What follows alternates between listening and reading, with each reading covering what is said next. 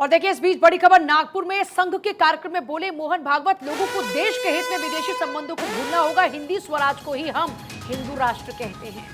तो ये बड़ा बयान मोहन भागवत की तरफ से दिया गया है। इस्लाम सिर्फ भारत में ही सुरक्षित है, ये कहा गया मोहन भागवत के द्वारा। बिना नाम लिए राहुल पर यहाँ पर उन्होंने निशाना भी साधा। वो कहते हैं कि दुश्मन को ताकत दिखाने की बजाय हम आपस में लड़ रहे हैं। तो मोहन भागवत का ये बड़ा बयान देखिए, बिल्कुल संघ प्रमुख मोहन भागवत का इस दिशा में ये कोई पहला बयान नहीं है, बल्कि उन्होंने फिर से ये तीसरी बार इस मौके पर ये बात कही है।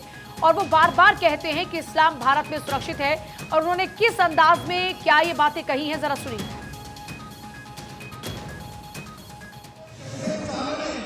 पूरे दुनिया में इस्लाम का आक्रमण हुआ, स्पेन से मंगोलिया तक छा गया।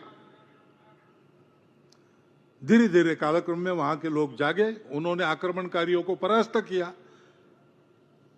तो अपने कार्य क्षेत्र में इस्लाम सिकुड़ गया। सब ने सब बदल दिया। अब विदेशी तो यहां से चले गए, लेकिन इस्लाम की पूजा कहां सुरक्षित चलती? यहीं सुरक्षित चलती है। कितने दिन हुए, कितने शतक हुए, ये चल रहा है सहजीवन। इसको न पहचानते हुए और आपस के भेदों को ही बरकरार रखने वाली नीति चलाना, ऐसा करेंगे तो कैसा होगा? किसी ने इसको समझाना चाहिए ना। ये समझदारी पक्की होती तो हम अलग दिखते हैं इसलिए अलग है, इस विचार से देश नहीं टूटता। ये मातृभूमि हमारी है। ये भूलकर हमारी पूजाएं अलग अलग है, दो चार विदेशी भी है, फिर भी एक समाज के नाते हम इस देश के हैं।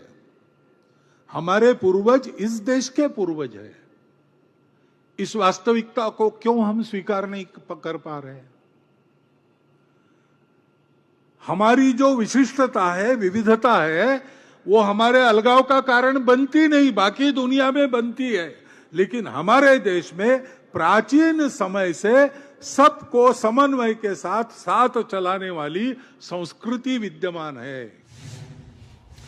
और अमित मिश्रा, कंसल्टिंग एडिटर, हमारे साथ में जुड़ रहे हैं सीधे न्यूज रूम से। अमित जी, ये अंदाज है मोहन भागवत का, इससे पहले भी 2 दफा इस तरह की बातों का जिक्र करते हुए बता चुके हैं कि इस्लाम सिर्फ यहां पर सुरक्षित है, और अब भी कटाक्ष भी कर गए और बात भी कर गए। बिल्कुल पूजा, और पहली बार नहीं है कि मोहन भागवत ने इस तरह के बयान दिए हैं, इस तरह के उद्गार उनके व्यक्त हुए हैं। इससे पहले भी उन्होंने इस्लाम को लेकर खास तौर पर कहा था, और ये भी कहा था कि सुरक्षित होने के साथ साथ इस्लाम की सबसे ज़्यादा जो परवरिश है वो इसी मुल्क में है, यहाँ वो महफूज भी हैं और सबसे ज़्यादा फल फूल भी रहे हैं। दूसरी तरफ उन्होंने कहा था हिंदू धर्म को भी एक तरीके से उन्होंने अपनी बात कही थी, और उन्होंने कहा था कि जो धर्म सबसे ज़्यादा बड़ा व्यापक धर्म है उसको अपने में दूसरों को समाहित करने की ज़रूरत भी है। ये मोहन भागवत की तरफ से दिए गए उद्गार थे, और उसके बाद आपने देखा होगा काफ़ी टीका टिप्पणी भी इस पर हुई थी। खास तौर पर कल जो कार्यक्रम था संघ का, और शिक्षा के ऊपर वो कार्यक्रम था, ये कार्यक्रम हमेशा से हर साल वो संघ की तरफ से मनाया भी जाता है।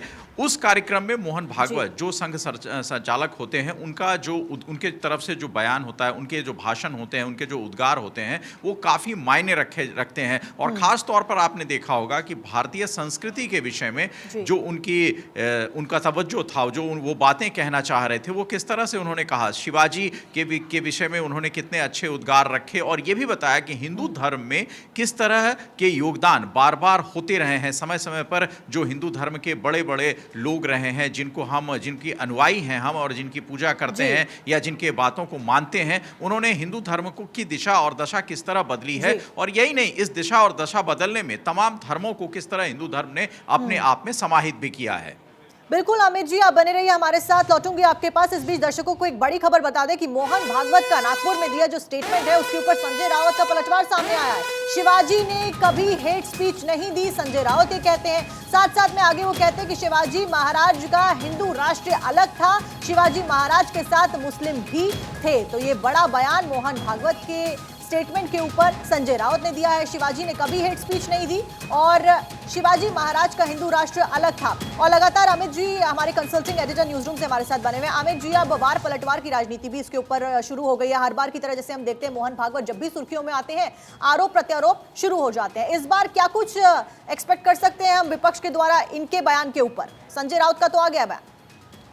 साक्षी, देखिए, ये एक्सपेक्टेशन नहीं, ये बयान जो है ये तो महाराष्ट्र की राजनीति और उसके इतर मानी ही जाती है, क्योंकि महाराष्ट्र की राजनीति में शिवसेना जो है, खासतौर से उद्धव गुट, वो शिवाजी के ऊपर अपना अधिकार समझता है, अपना आधिपत्य समझता है। और जिस तरह मोहन भागवत के तरफ से तमाम उद्गार व्यक्त किए गए थे, तमाम तरह की टिप्पणियां की गई थी अपने भाषण, अपने उल्लेख में, उसमें शिवाजी का जिक्र किया गया था और उन्होंने बताने की कोशिश की थी कि शिवाजी के समय हिंदू धर्म की जो आस्था थी, जो हिंदू धर्म में समाहित करने के काम थे, वो किस तरह से बड़े व्यापक तौर पर किए गए थे और किस तरह शिवाजी ने खुद एक बेहद महत्वपूर्ण भूमिका न सिर्फ एक शासक के तौर पर बल्कि एक समाज सुधारक के तौर पर, एक धर्म सुधारक के तौर पर भी अपनाई थी। और उसको अपनाने का जो जिक्र मोहन भागवत ने किया था वो ये बताने की कोशिश थी। और उसी के बाद ये जो संदर्भ साक्षी आया जिसका जिक्र पूजा अभी कर रही थी कि इस्लाम सुरक्षित है, तो उन्होंने ये बताने की पूरी कोशिश की थी कि किस तरह हिंदू धर्म में जब शिवाजी का उद्भव होता है और शिवाजी उस समय एक शासक के अलावा एक धर्म प्रचारक के तौर पर भी थे, तो उन्होंने किस तरह समाहित किया था चीज़ों को। इसके ऊपर अब संजय राउत की टिप्पणी आई है। उन्होंने कहा है कि किसी तरह हेट स्पीच का कोई मामला ही नहीं है, ये मामला व्यापकता का है और उस व्यापकता में कौन कैसे समाहित होता है ये देखने अपने नजरिए की बात है। क्योंकि शिवाजी की जो सेना थी जो उस वक्त औरंगजेब से और वहां के शासकों से लड़ रही थी, उसमें सही है कि उसमें सभी धर्मों के लोग थे और ये नहीं माना जा रहा था कि वो किसी एक धर्म एक संप्रदाय के साथ, क्योंकि वो शासक थे, उन्हें हर वर्ग जो उस समय मौजूदा वर्ग था भारत में उसको साथ लेकर ही दूसरे जो राजा थे, दूसरे जो शासक थे, उस पर अटैक करना था। तो एक बेहद बेहतरीन जो योद्धा होता है वो यही करता है और उसका जिक्र मोहन भागवत ने अपने उल्लेख में किया। और उस पर जो है वो टिप्पणी इसलिए आ रही है साक्षी क्योंकि शिवाजी को लेकर जो पूरी राजनीति है महाराष्ट्र की, उसमें आप देखें शिवाजी की भूमिका बहुत महत्वपूर्ण होती है। और खास तौर पर जो उद्धव ठाकरे हैं, जिस पार्टी से वो ताल्लुक रखते हैं, वो अपना आधिपत्य समझते हैं, तो जाहिर सी बात है इस पर उनकी टिप्पणी आनी लाजमी थी। अमित जी आपके पास वापस लौटेंगे। देखिए, कुल मिलाकर देखा जाए तो ये कहा जा सकता है कि फिलहाल एक बार फिर से मोहन भागवत ये बताने की कोशिश कर रहे हैं, दोहराते हुए कि आपके पास ये देश है, अब आपकी जो पुरानी मानसिकता उसको छोड़ दीजिए और इस देश को पूरे तौर पर कबूल कर लीजिए।